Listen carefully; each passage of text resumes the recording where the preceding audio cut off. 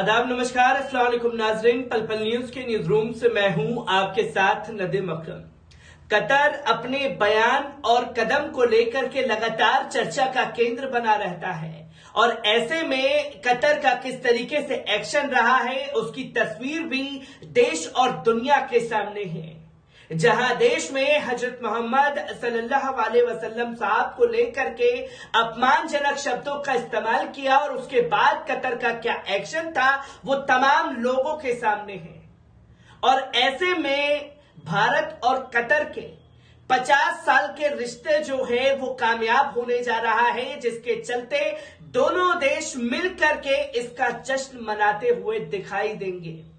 तो वहीं इस बीच फीफा वर्ल्ड कप जो है 20 नवंबर से कतर में शुरू होने वाला है, क्योंकि कतर फीफा वर्ल्ड कप को लेकर के भी लगातार चर्चा का केंद्र में है। इजराइल को किस तरीके से आईना दिखाया वो तस्वीर लोगों के सामने है और ऐसे में कतर द्वारा बड़ा कदम उठाया गया है, जहां 1000 से 1200 प्रवासी मजदूरों को लात मार करके देश से निकालना कतर द्वारा शुरू कर दिया गया है। किस तरीके से तमाम कदम उठाए जा रहे हैं कतर द्वारा, एक बार इस पूरी रिपोर्ट पर नजर डाल लेते हैं।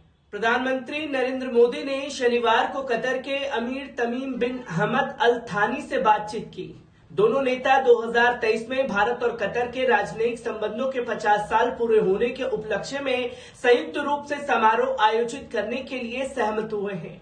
इसके साथ ही पीएम मोदी ने कतर में फुटबॉल विश्व कप के सफल आयोजन के लिए उन्हें अपनी शुभकामनाएं भी दी। पीएम नरेंद्र मोदी ने अपने ट्वीट में लिखा, कतर के अमीर तमीम बिन हमद अल थानी से बात कर खुश हूं। दिवाली की शुभकामनाओं के लिए उन्हें धन्यवाद देता हूं और कतर में फीफा विश्व कप के सफल आयोजन के लिए उन्हें शुभकामनाएं देता हूं। हम 2023 में भारत कतर के बीच राजनयिक संबंधों के 50 साल पूरे होने के उपलक्ष्य में संयुक्त रूप से समारोह आयोजित करने को सहमत हुए हैं। आपको बता दें कि फीफा विश्व कप 2022 की मेजबानी कतर कर रहा है। कतर में लंबे समय से इस टूर्नामेंट की तैयारियां चल रही हैं और अक्सर खबरों में बनी रहती है। कतर ने राजधानी दोहा के उस इलाके में विदेशी श्रमिकों के अपार्टमेंट खाली करवा दिए हैं जहां वर्ल्ड कप के दौरान फुटबॉल फैंस रुकने वाले हैं। घरों से निकाले गए मजदूरों ने न्यूज एजेंसी रॉयटर्स को इस बारे में बताया। उन्होंने कहा कि करीब 1 दर्जन से अधिक इमारतों को खाली करवाकर अधिकारियों ने बंद कर दिया है। मुख्य रूप से एशियाई और अफ्रीकी कामगारों को नया आश्रय खोजने के लिए मजबूर किया जा रहा है।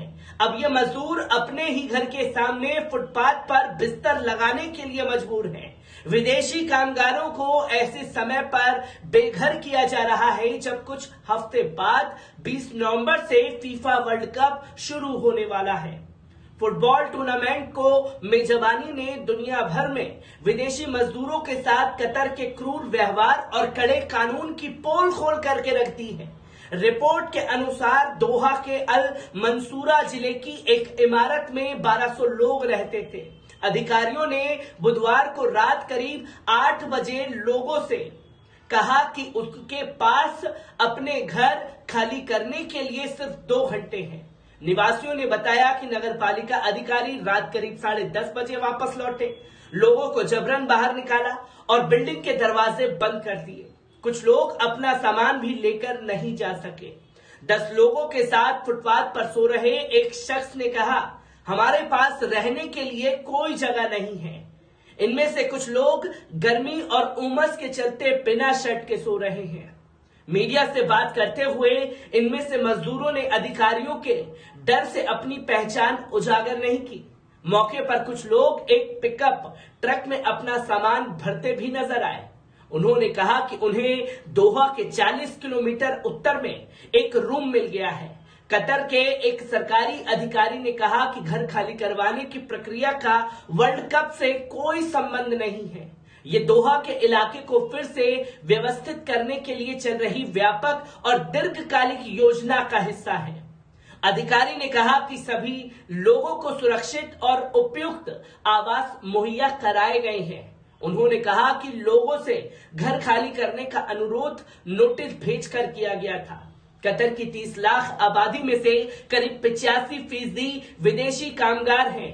उनमें से कई ड्राइवर और दिहाड़ी मजदूर या कंपनियों के साथ कॉन्ट्रैक्ट पर काम करते हैं। एक कामगार ने कहा कि घर खाली करवाने की प्रक्रिया में सिंगल पुरुषों को टारगेट किया गया है, जबकि परिवारों के साथ रहने वाले विदेशी श्रमिक सुरक्षित हैं। रिपोर्ट में ऐसी 1 दर्जन से अधिक इमारतों का दावा किया गया है जहां निवासियों ने कहा कि लोगों को बेदखल कर दिया गया है और कुछ इमारतों की बिजली काट दी गई है। बांग्लादेश के रहने वाले ड्राइवर मोहम्मद ने कहा कि वर्ल्ड कप की मेजबानी करने के लिए कतर के बुनियादी ढांचे का निर्माण करने वाले मजदूरों को टूर्नामेंट के करीब आने के साथ कोने में धकेला जा रहा है। उन्होंने कहा कि स्टेडियम किसने बनाया, सड़कों को किसने बनाया, सब कुछ किसने बनाया? बंगाली, पाकिस्तानी, हमारे जैसे लोग।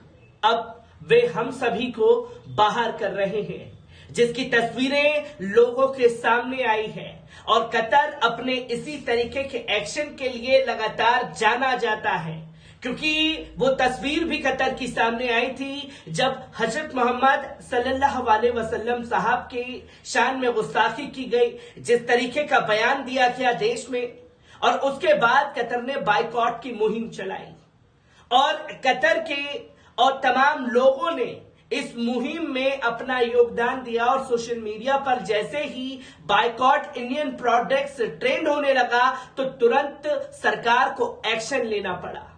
और ऐसे समय में 50 साल का रिश्ता जो कामयाब हो रहा है दोनों देशों के बीच, उसे कामयाब करने के लिए दोनों देशों के नेता जो हैं इसका जश्न मनाते हुए दिखाई देंगे। और ऐसे में ये तस्वीर सामने आती है कि बांग्लादेश और पाकिस्तान से जुड़े हुए लोगों को कतर में बेघर किया जा रहा है। और ऐसे समय में दुनिया भर की नजरें कतर के ऊपर टिकी हुई हैं, जब दुनिया भर में फीफा वर्ल्ड कप का किस तरीके से जलवा है, किस तरीके से लोग फीफा वर्ल्ड कप से जुड़ते हैं, कैसे देखते हैं, तमाम चीजें कतर के ऊपर टिकी हुई हैं।